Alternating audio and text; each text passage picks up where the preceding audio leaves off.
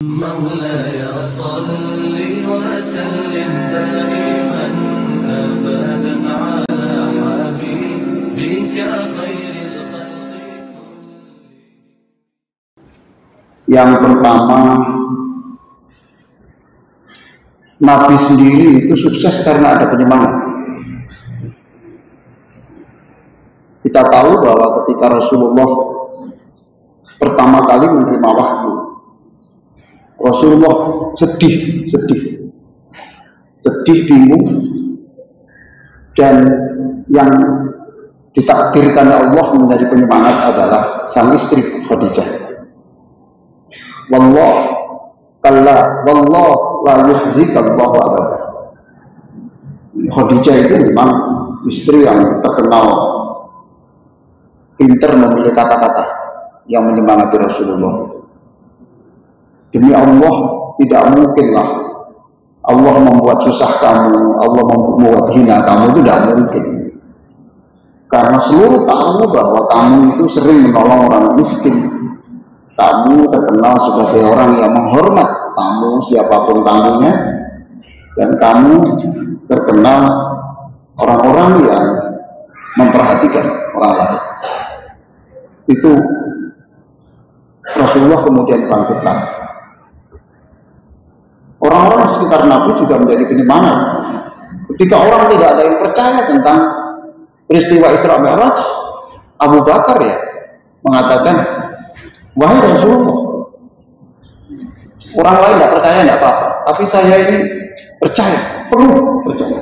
Jangankan kamu cerita soal yang seperti itu, cerita yang lebih tidak masuk akal pun saya percaya, karena kamu bukan sembarang orang.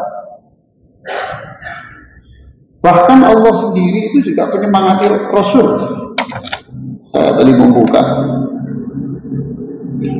surah An-Nisa 84. Itu Allah berfirman, faqatil fi sabilillah la tukallafu illa nafsak. Hendaklah kamu berperang di jalan Allah. La tukallafu illa nafsak. Saya ini tidak menyuruh siapapun kecuali kamu. Jadi kalau orang lain tidak ada yang mau, kamu harus tampil. Yaitu penyemangat Allah kepada Nabi Muhammad. Kemudian Allah mengatakan, sudah kalau kamu semangat, waharridil mu'minin. Sekarang ganti kamu menyemangati orang. Mengapa kita membutuhkan penyemangat? Ya karena setiap orang itu punya perjalanan hidup ini yang tiba-tiba patah semangat. Kemudian harus ada orang di sekitar kita yang menyemangati. Karena sakit, karena peristiwa yang paling pahit, itu perlu ada. Nah, sejak saya membaca kisah ini, kemudian saya teringat, mengapa dulu para sahabat itu kalau bertemu dengan teman-teman itu tidak buyar dulu. Sebelum ada salah seorang yang membacakan surat Wal Asri innal insana lafi khusr illa alladziina amanu wa 'amilus shalihat wa tawassaw bil haqqi wa tawassaw bis sabr. Wa tawassaw bil haqqi itu kan berpesan untuk tetap pada jalur kebenaran. Wa tawassaw bis sabr itu artinya dan saling menumpahkan semangat untuk sabar menunggu hasil yang belum terlihat. Nah, itu pun sabar menghadapi berbagai macam tantangan. Sabar.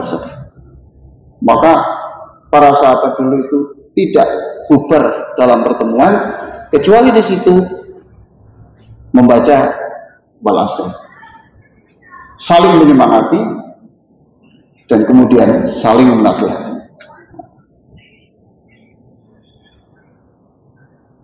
Yang berikutnya, kenapa kita harus menyemangati? Karena seseorang yang lagi putus asa, tidak semangat, itu kalau dibiarkan, itu bagian dari marad. Marad itu di dalam surah Al-Baqarah itu disebut penyakit hati. Dan itu kalau dibiarkan, fi qulubihim maradun fazadahumullah maradun. maka kemudian itu nanti keputusasaan itu terus nanti berkembang.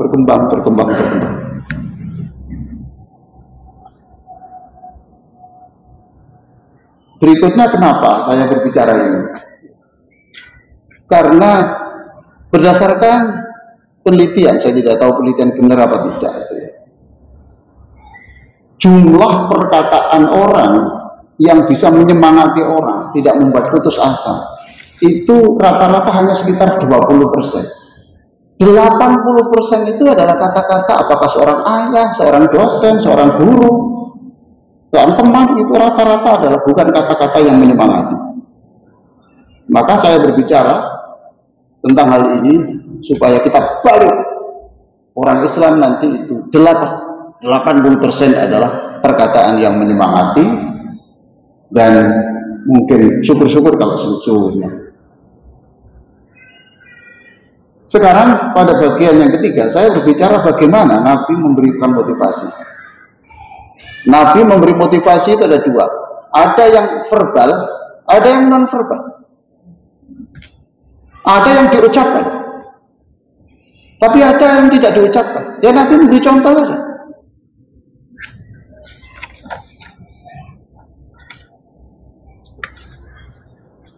Ketika ini salah satu contoh ya, ketika Nabi berada dalam gua ya bersama Abu Bakar. Abu Bakar kan ya berdiri ya duduk, ke depan ke belakang. Ditanya oleh Rasulullah, kenapa? Iya Nabi, bayangan saya selalu ada orang yang mengincar kamu. Itulah malam yang termahal dalam sejarah manusia, karena malam di mana di situ ada seseorang yang menjaga dan menyelamatkan Rasulullah SAW. Lalu Rasulullah menyemangati. Inilah kata-kata yang terkenal dalam surah At-Taubah ayat 40. Silakan tirukan saya. La tahzan. Sekali lagi, la tahzan. La tahzan. Innallaha ma'ana. Sekali lagi, la tahzan. Innallaha ma'ana. Artinya, Abu Bakar, jangan sedih. Allah tetap bersama kita. Allah tetap bersama kita. Lalu pada surat Ali Imran 173, ini memang di dalam surah An-Nisa ya, ayat 72. Orang di sekitar Nabi itu tidak sekali dua kali digembosi, tidak sekali dua kali. Di dalam surah An-Nisa ayat 72 itu diceritakan ada orang-orang Madinah yang diajak berjuang itu maju mundur, lalu Allah mengatakan wa inna minkum lamal layubatti'an Muhammad, di antara kamu selalu ada orang yang berlambat-lambat begitu itu, gembosi aja gitu. Maka ketika digembosi itu Allah menurunkan wahyu untuk beri semangat. Pada surat Ali Imran 173 ya, ada tentara kafir waktu itu 1000 ya, kemudian orang Islam 300. Orang kafir mengirim namanya Nu'aim bin Mas'ud. Nu'aim bin Mas'ud itu disuruh untuk gembosi Nabi itu. Apa kata-katanya? Tentara kafir itu 1000. Kamu kalau dilanjutkan perang, ya sama kamu daftarkan digilas habis dalam waktu yang sesingkat-singkatnya. Mengapa Muslim ini berani melacurkan ideologi ini? Karena dia dijanjikan akan diberi 10 onta. Tapi Rasulullah tetap ada jalan. Subhanallah, tiba-tiba ini ya, Kisah itu ada di dalam Riyadhus Shalihin. Saya baca di syarahnya Muhammad Alan As-Siddiqi, Dalilul Falihin, dikatakan ini adalah targhibun lil muslimin. Kata-kata Nabi itu betul-betul penyemangat untuk orang Islam. Karena apa? Waktu itu para sahabat menemukan batu yang besar. Batu yang besar yang seluruh sahabat tidak bisa. Ngatasi tidak bisa untuk bikin parit itu. Lapor pada Nabi. Apa kata Nabi? Ana nazil. Ana nazil. Ana saya nazil. Saya yang akan menyelesaikan. Masya Allah. 3 hari belum makan. Ambil godam yang besar itu. Dipukulkan sekali. Pecah. Luar biasa. Kita nggak sahur sehari aja mikir diteruskan apa enggak. Dan Bapak harus tahu, ternyata pecahan batu itu ada cahaya ke Syria, ke Syam, ke Yordania. Dipukul lagi, ada cahaya ke Persia. Pecahan terakhir, batu sebesar itu dipecah Nabi dalam 3 kali pukulan. Dan yang terakhir itu adalah cahayanya ke Yaman. Dan Nabi mengatakan, itu isyarat bahwa kita nanti akan menguasai semuanya. Saya selesaikan. Masya Allah. Ana nazil. Hadirin yang sangat saya muliakan, padahal Nabi waktu itu umurnya sudah 60. Sudah 60. Masih kuat seperti itu. Mudah-mudahan ceramah saya ini membuat kita hati-hati berbicara dengan anak. Saya ini dosen ya. Saya tanya, kenapa kamu tidak melanjutkan? Saya putus asa Pak, saya dibentak sama dosen A, dosen B. Ini berarti dosen-dosen itu bertanggung jawab masa depannya ini. Dan dia berdosa itu, membuat orang tidak punya masa depan itu.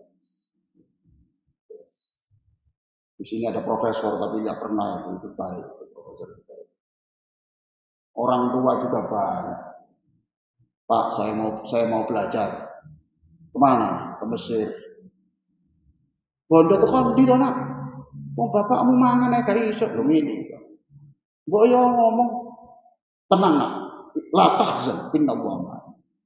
Kalau gitu bapak poso nak. Tirakat. Begitu. Salat ndonga nak. Saya ingin sekolah di Amerika. Amerika. Aduh, hati-hati Pak, hati-hati ya. Saya membaca kata-kata Albert Einstein itu, great spirits have always encountered violent opposition from mediocre minds. Jadi banyak yang ide-ide yang itu dibuat pandang gila, yang tidak masuk akal oleh orang-orang yang memang pikirannya tidak terlalu menonjol. Ya. Tengah-tengah. Demikian, mudah-mudahan kita bisa Ramadan ini menjadikan kita memilih kata-kata yang betul-betul itu perlu dan memilih kata-kata yang tidak membuat putus asa orang lain. Kita tidak punya apa-apa, tidak apa-apa. Selama kita masih bisa memberi semangat orang lain. Orang miskin itu adalah bukan orang yang tidak punya kekayaan.